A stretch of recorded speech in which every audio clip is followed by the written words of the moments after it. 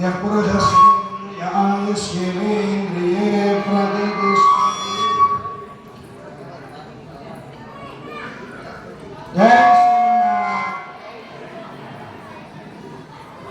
जय श्रीमन्नारायण। ఇది నృత్య ప్రదర్శన అని మనం చెప్పకుండా గమనించాం. కానీ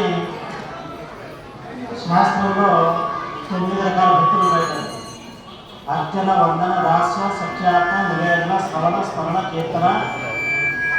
ఆ కీర్తనలో వస్తున్నాయి. అంటే ఎందుకు దీన్ని భక్తిలో చేర్చాలంటే వైదికంగా ఉండేటువంటి ప్రక్రియలో మనం ఎదుటి వారి యొక్క మనసును మార్చేటువంటి శక్తి కలిగి ఉంటుంది. అలాగే ఈ 9 రకాల భక్తులు అందరి భక్తులు కాదు.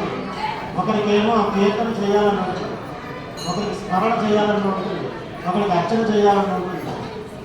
ఇలా 9 రకాల భక్తుల్లో ఈ నృత్యం కూడా ఒకటి ఉంటే ఇది కూడా ఒక వైబ్రేషన్, మంచి వైబ్రేషన్ క్రియేట్ చేస్తుంది.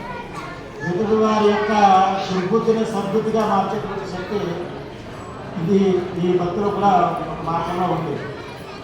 వీళ్ళందరూ కూడా ముఖ్యంగా ముందు వీళ్ళ తల్లిదండ్రులు మెచ్చుకోవాలండి. ఎందుకు అంటే పిల్లలు ఏదో మొక్కుబడిగా నృత్య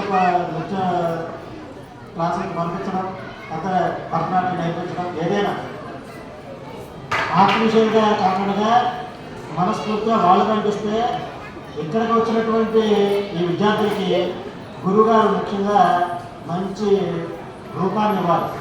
అదేవిధంగా గొప్ప గురువుగారి యొక్క ముఖ్య ఉద్దేశం అంటే జ్ఞానాన్ని అనుగ్రహించడం.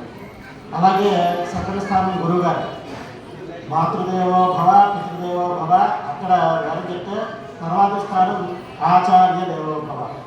గురువుగారు కూడా మంచి జ్ఞానాన్ని వారికి అందించి మంచి నృత్య ప్రదర్శన చేయడమే కాదు, తద్వారా ప్రపంచంలో ఉండేటువంటి బ్యాడ్ వైబ్రేషన్ ఏదైతే ఉంటుందో మనకి ఉడతా భక్తిగా మనం చేసేటువంటి ఈ నృత్య ప్రదర్శన వల్ల అది కూడా కొంత తగ్గేటువంటి అవకాశం ఉంటుంది. దానికే ఇవన్నీ కూడా సాంస్కృతిక కార్యక్రమాలని పేరు. ఎందుకు పేరు వచ్చింది అంటే మంచిని కలిగించేటువంటి శక్తి సాంస్కృతికతలో ఉంటుంది కాబట్టి మనం తల్లిదండ్రులే అలాగే గురువు గారిని అదనంగా ఈ చిన్నారులు అందరినీ కూడా మనం మనస్ఫూర్తిగా అభినందిస్తూ అలర్మేల్ మంగళ గోదావరి సమేత శ్రీ కరిగిరి వెంకటేశ్వర స్వామి వారి యొక్క పరిపూర్ణమైన అనుగ్రహాన్ని కలగాలి అనుకుంటూ సత్య ఏక ఆశీస్సులతో